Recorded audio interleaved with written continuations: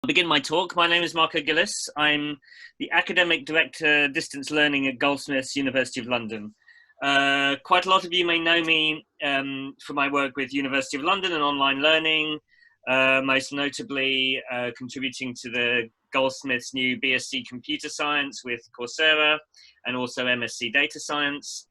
But I'm also a researcher in computing and in particular in virtual reality. And so in this talk, I want to bring together these two interests of mine and sort of speculate a little bit about what virtual reality can bring to distance education. It isn't something I have particularly worked on so far, but I can provide some pointers. So I'm going to talk about particularly virtual reality and distance education. I'm going to talk a little bit about augmented reality, but as we'll see, I think virtual reality is probably going to be more important for distance education as opposed to sort of education in general.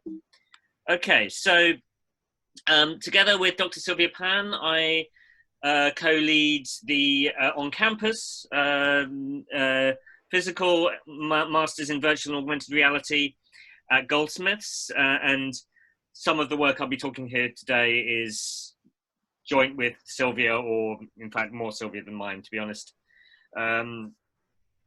Then we've also, in terms of online learning, we have a MOOC, a specialization, an online specialization on Coursera with University of London on virtual reality, launched in 2017. The slide says 20K learners. That's probably a bit out of date by now. So what is virtual reality? So in some ways, this picture sums it up for me. This is a PhD student at Goldsmiths, Christina Dobre, who is doing fantastic work on VR and AI. We're not going to talk about her research today, but I think this image kind of sums up a lot of things for me. So the most obvious thing, and the most obvious thing that I think people come to when we talk about virtual reality, is the headset. So she's wearing a headset, what we call a head-mounted display. So inside that headset, there is a screen, and that screen is covering her eyes and providing two images, one for each eye, to create a stereoscopic effect. So that has the effect that she's being completely cut off from the real world around her, and the virtual image are supplying a virtual world to her. You can also see that there are headphones attached, so the same goes for the auditory experience as well as the visual experience. So as I say, that is the most obvious element of VR, but I would say that actually there's a lot more you can see in terms of what she's doing. So this isn't an image of somebody you might imagine sort of passively sitting at a computer, unmoving as they sort of tap away with fingers. She's very physically engaged. She's obviously moving her body in response to what she's seeing. And I think this is the other really key important element of virtual reality. I think if you're not familiar with virtual reality, you might imagine VR being quite a disembodied experience, in the sense that, you know, you're in this virtual world, you're away from the real world. That's true, you're being transported away from the real world, but in many ways you're being transported with your body. It's not a purely sort of conceptual visual experience. Now, there are a number of ways this is happening. The biggest way that this is happening is that the headset and the two controllers that you can see in Christina's hands are tracking her movements. So again, this is possibly most visually obvious with the controllers. As she moves her hands, the controllers are moving both in the real world and the visual world, and she will be able to see her hands as they move in the visual world. Not her real hands, but the virtual representations of her hands from the controllers. They're being tracked by cameras that you can't see in this image, but are there somewhere. I think in the background you can see a tripod. That's probably where the cameras are located. But the headset is also being tracked, and almost this is the one single most important feature of virtual reality, is that as your head is moved, that movement is tracked by the cameras and mapped into the virtual world. Why am I saying this is important?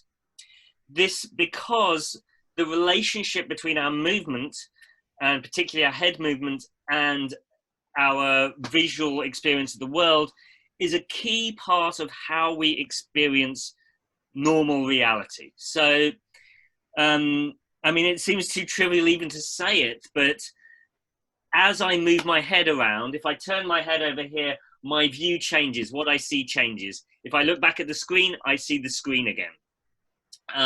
So, you know, this fundamental fact about reality, that as we move our heads, what we see changes, is something we call, the psychologists Kevin O'Regan and Alva Noe call sensory motor contingencies. That means the relationship between our movements and our sensations.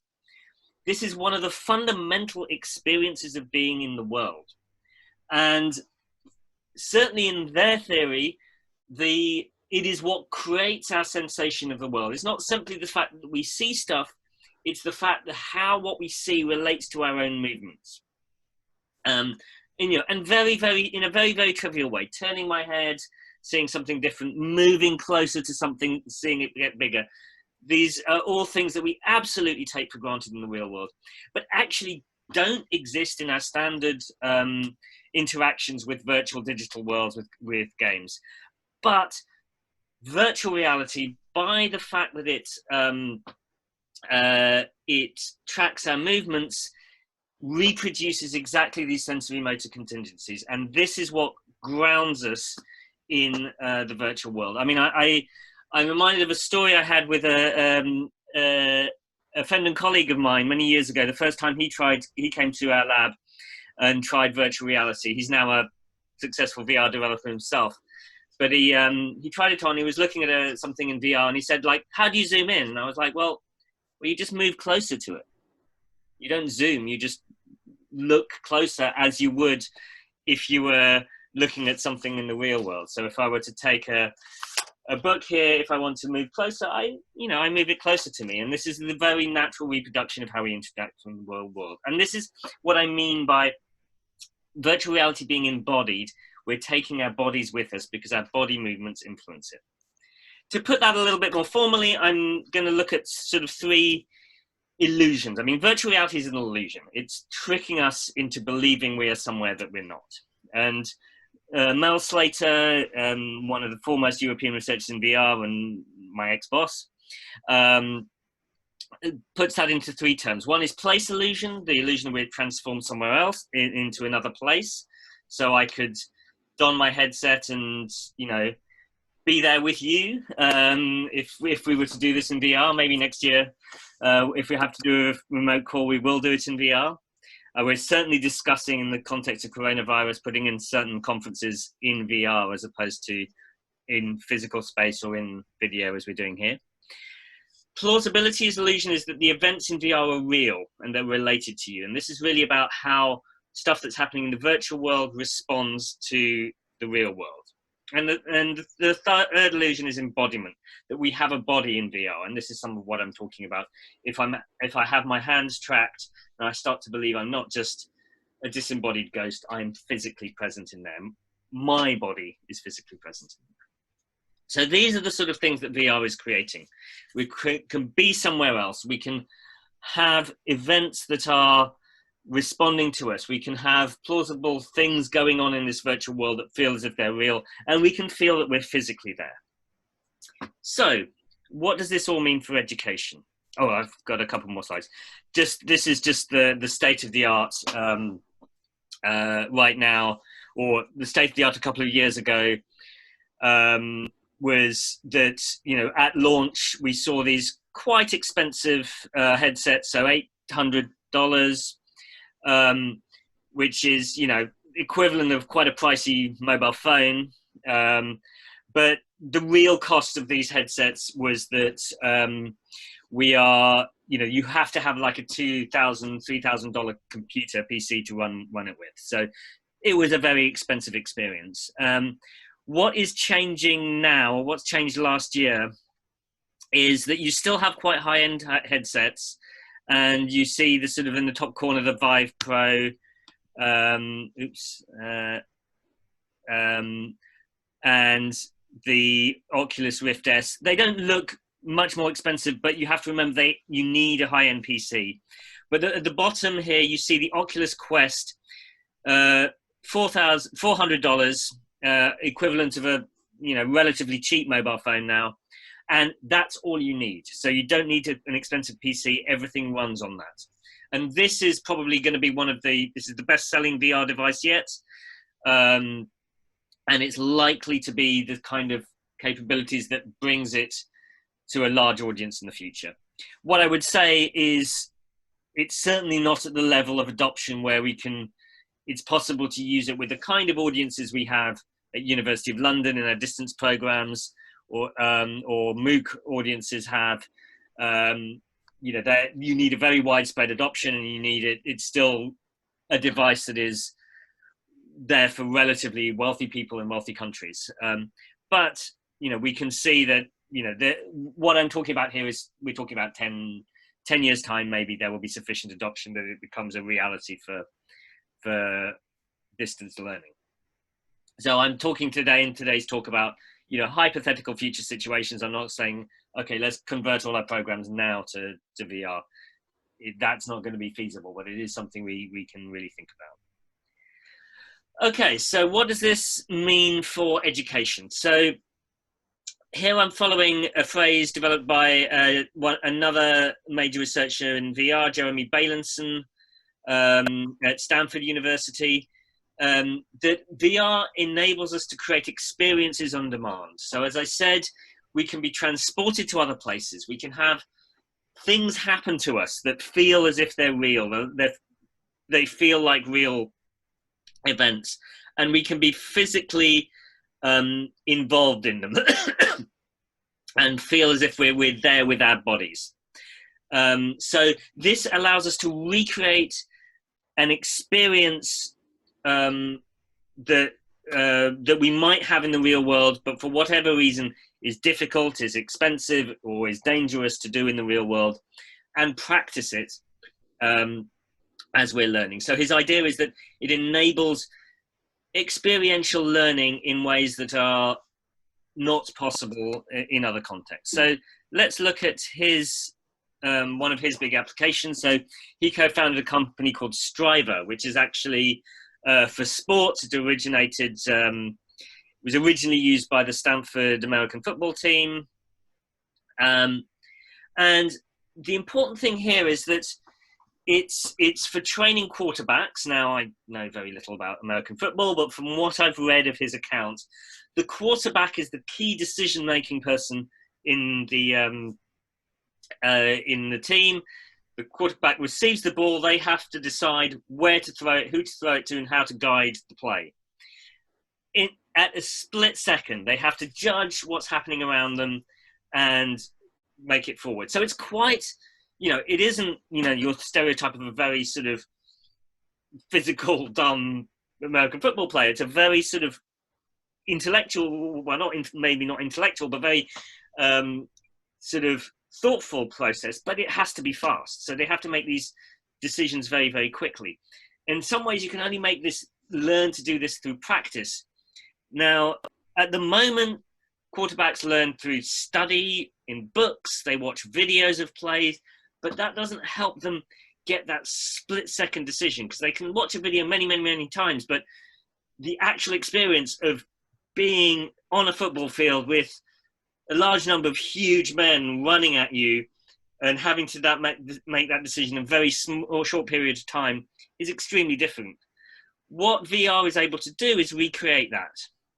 So what it's doing is learning sensory motor skills. So you have to pick up this information very quickly and respond to them with an action in very short period of time. So what they'll be seeing is a few seconds probably only of the play, of the people coming at them, receiving the ball. They have to decide what to do. it does this by capturing the experience. So they were experiencing what it feels like to be on the field because they're surrounded by it. They see the people coming at them. They're not just simply watching it on a video.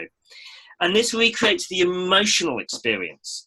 So it's not just the sort of intellectual thought about it. It's like, you know, the adrenaline rush of having these huge men coming at you and having to make that decision at split-second time, which is very different from studying it, you know, in front of a computer or in a book. So this is a way of recreating a very sort of embodied physical experience, which is both very costly and very dangerous to practice in reality. So it's, you know, it just, there's a high risk of injury if you're spending huge amounts of time on the field, and also you need an entire team to do it. But on the other hand, using VR, they can practice it in a way that feels very real, but which doesn't, you know, risk injury and doesn't require the entire team to be there. So it's this has been a very successful program. I'll talk about a few more. So this is an example of a program developed by colleagues of mine, Frederick Lemery, William Latham, and others at Goldsmiths. So this is a very different kind of experience. It's called BioBlocks. It is about protein docking. And what you're doing is you've got these representations of these protein molecules, and you're physically manipulating them. You're grabbing them with your hands, moving them around to fit them together to see how they dock together. Again, my knowledge of protein microbiology isn't much better than my knowledge of American football. But, you know, these are very, very complex tasks as I understand them. And you know, understanding how things will fit together is very, very important in understanding the biology. And what I would say is happening here is that you're interacting with these molecules as with your physical body. You're picking them up, you're moving them around, and what that does is you're experiencing this molecular scale, which is so different from, you know, our macro scale existence that we're used to, but we're experiencing it in a way that's much closer to how we experience the real life. So, you know, we can just sort of reason about these things in a much more kind of concrete physical way than we could if we were looking at diagrams in the book, or even if we were watching an equivalent display on screen. And my theory is that this has the potential to develop intuitions about this micro scale in ways that we do about the real world. So in the macro scale world that we normally live in, kids develop intuitions by just picking stuff up, playing things. They have an intuition for how the physics of the world works. And maybe, just maybe, having these kind of VR simulations could enable scientists to develop similar intuitions through physical interaction with these very, very different microscale phenomena, or, you know, hugely macroscale phenomena. Maybe we could do something similar for galaxies. And this isn't, you know, scientific learning isn't just about, you know, the science itself. So Sylvia Pan and I have done some work on medical training, but medical social skills training. So here we're looking at a simulation that enables doctors to practice challenging encounters with patients. So I'll play you a little bit of this. Let's skip forward. Hello. So a doctor here is talking to some patients. Actually, I should pause a minute or turn it down slightly. So the issue that's being addressed here is antibiotic prescription. As you probably know, there's a big risk of overprescription of antibiotics creating resistant bacteria, and the doctors need to reduce prescription, but they often prescribe anyway because they have pushy patients and find it difficult to say no. Prior to this morning, How are you feeling? So this is a virtual consultation that sort of proceeds very much as a real consultation. It's a young woman and her mother. I just asked your daughter if she knows about whether you've been coughing up any phlegm or not. Do you know? So these patients are extremely pushy and sort of fairly obnoxious, and they're really not taking no for an answer. And the doctors have to deal with it. So this is fairly realistic. This is based on, you know, developed with expert clinicians based on real consultations. So Right now, and she looks fine to me. So what happens in the end of this? As I say, I don't think that's necessary right now. Sometimes we can do delayed prescriptions, but you know, I've examined your mum right now, and she looks fine to me. And I think this is a virus. Doctor, maybe you can give us a prescription for the recollected if my mom gets worse.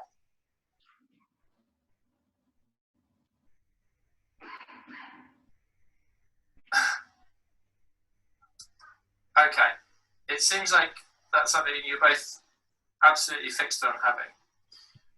We can arrange for a prescription that you can pick up tomorrow or the next day if things are getting worse. Okay, so what happens in this scenario is that most doctors say yes in the end. Most doctors cannot resist the pressure, and we're talking about, I think it was an experiment was run with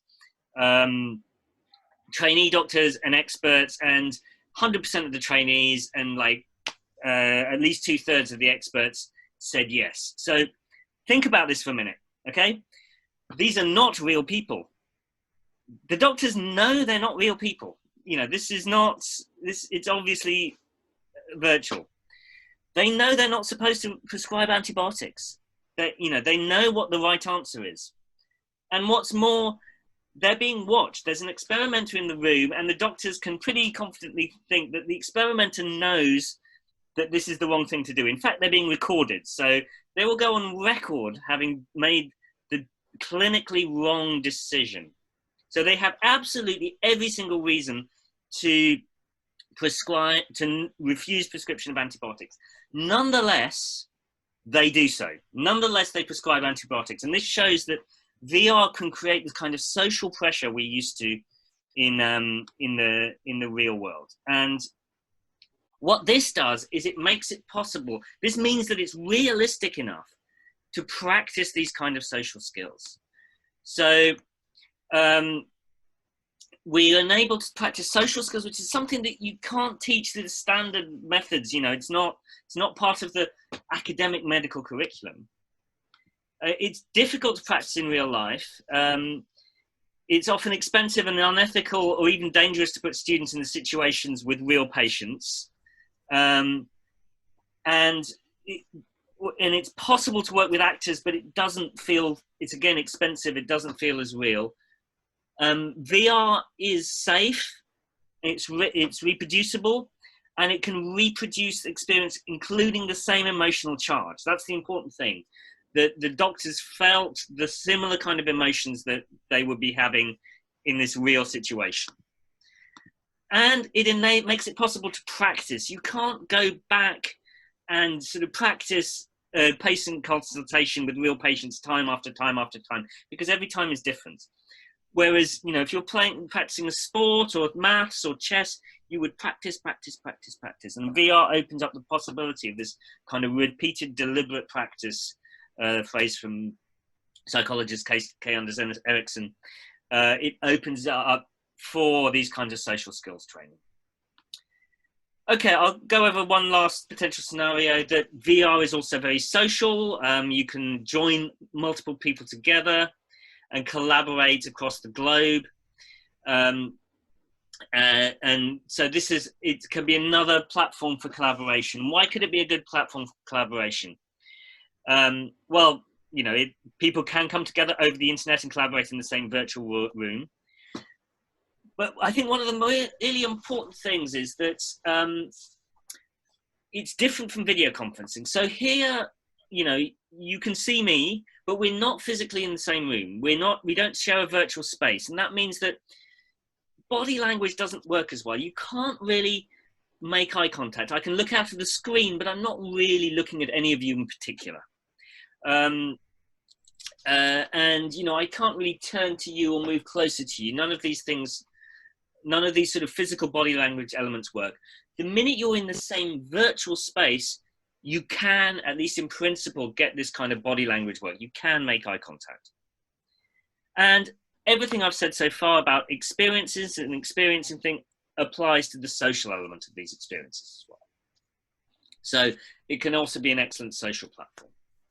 I'll very briefly talk, I said I'd talk about augmented reality. Now, the difference between virtual and augmented reality is virtual reality is entirely about you're taken out of the real world and into a virtual situation.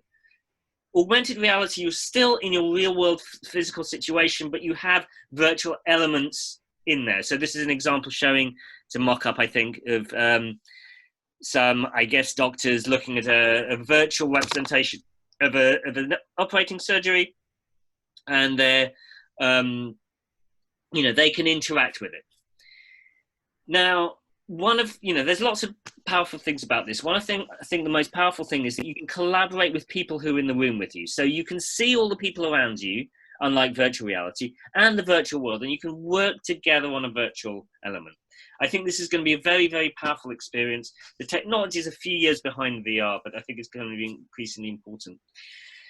The reason I'm not talking about it very much here is that it is very much, its power comes from it being physically in the room with you. And I think for distance education, that is the thing we don't have. I think augmented reality will be immensely important for classroom education, where everybody is in the same room and you can bring in virtual elements into that and collaborate together on those. I don't particularly see it being as important for distance education because everybody is distributed. I think if everybody is across the world, the best thing is for everybody to come together in the same virtual room so that even if they're in very different physical spaces, they can all feel like they're together. Whereas augmented reality will be important in other contexts. Okay, to sum up, VR is not a better way to learn abstract knowledge. So I don't think you're going to be learning sort of standard mathematics or sort of book learning in VR in a hurry. I don't think that's the right frontier for doing it now. I mean, in future, we may find ways of doing things like that. To me, it is a way to learn things that you can only learn through experience. So it's very much experiential learning, and it will make possible learning things that are extremely difficult in distance education right now because students don't have access to facilities, to particular places. We can create that experience for them. I mean, I haven't talked about virtual labs. BioBlocks is a little bit like that, but it is very conceivable. People are very much talking about VR equivalent of doing lab exercises. And so to sum up, VR has the potential to bring embodied experiential learning, to anyone, anywhere. So I think this is the real power for distance education. Again, not immediately, but in 5 to 10 years, is that people will be able to have this kind of embodied experiential learning that you can only currently do in labs, if at all, in a university context. You can bring that out and we can do really new kinds of learning that haven't been possible in distance education before.